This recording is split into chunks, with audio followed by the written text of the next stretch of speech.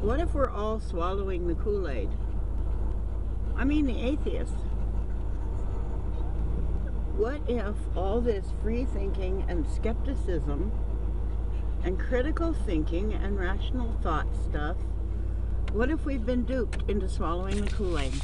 Of course, I don't know why I'm saying of course, but of course there are a lot of very sexist images that I see on atheist Facebook pages and groups. And of course, when women or even men say, hey, wait a minute, women have more value than to be decorative objects or to be reviled as filthy genitals or female dogs.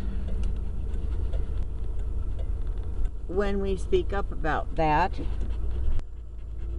we're ganged up on and dogpiled and told to be silent and invalidated by being told that we are mentally ill and paranoid. Where are those images coming from?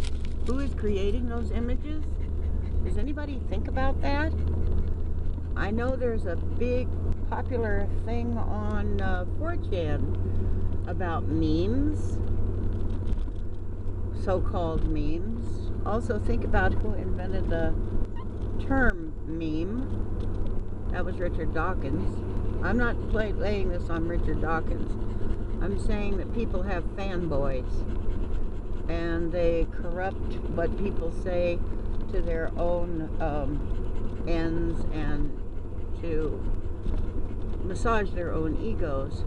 Where does this whole meme thing come from? Well, one major source is 4chan.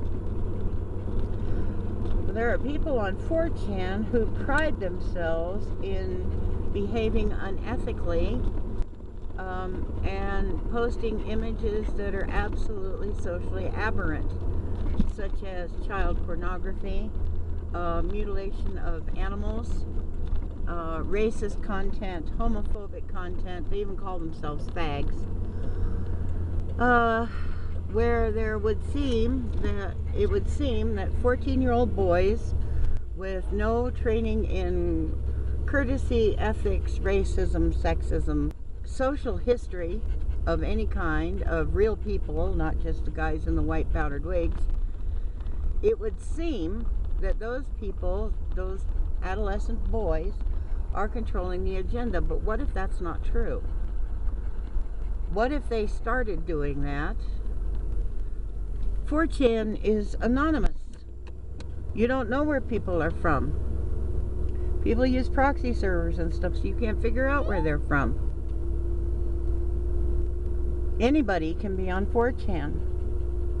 We don't know who's injecting these images and these ideas and these divisive tactics and these divide and conquer memes. We don't know who's actually injecting them into the general conversation. And 4chan, let's face it, is having a tremendous influence on social media, Facebook and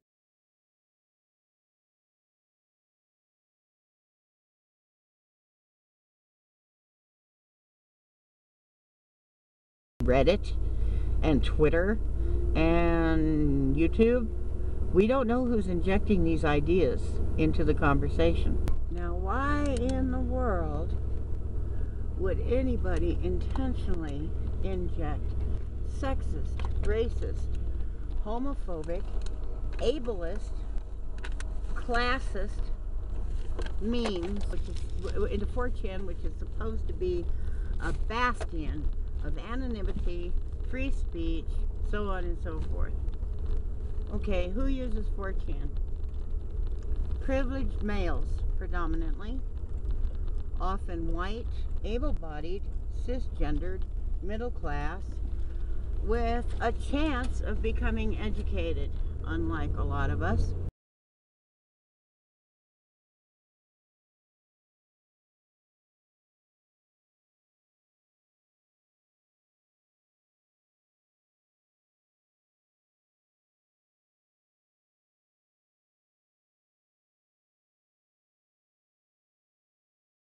We've got a foreclosure crisis. We've got an economy that's collapsing.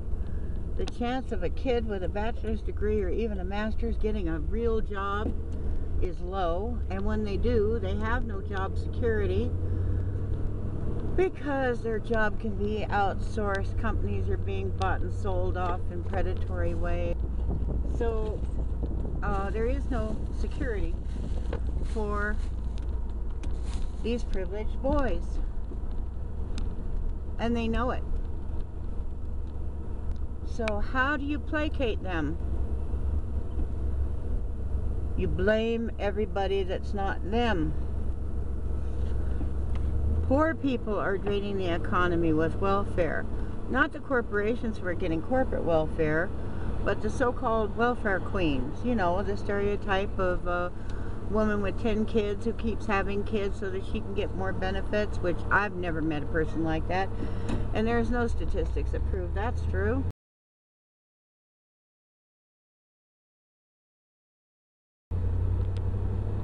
People of color.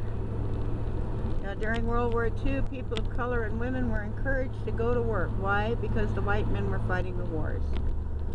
And somebody had to work in the factories to produce the munitions, etc., etc. What happened after the war? Union busting. All the black people who came up from the South to Michigan and whatnot to work in those factories. All the women that went into Rosie the Riveter type jobs. The women were told they were psychologically incomplete if they acted like men, and they should go home and make babies. The coming of peace will work no unemployment hardship on you. You women have been employed because the armed forces have called your husbands, brothers, or sons. For each of these men who had been with us as long as 6 months, we are setting aside a trust fund of $50 a month. Each returning serviceman will get his job back when this war is won. And you women and girls will go home, back to being housewives and mothers again, as you promised to do when you came to work for us.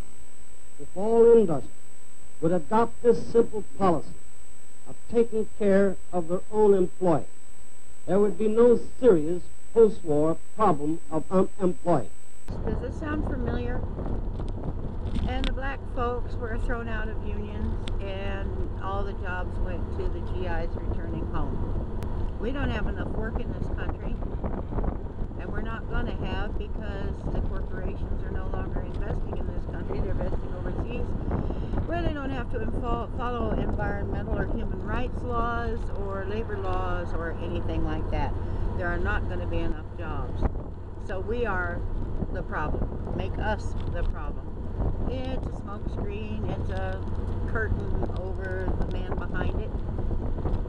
And these disaffected young men are blaming us.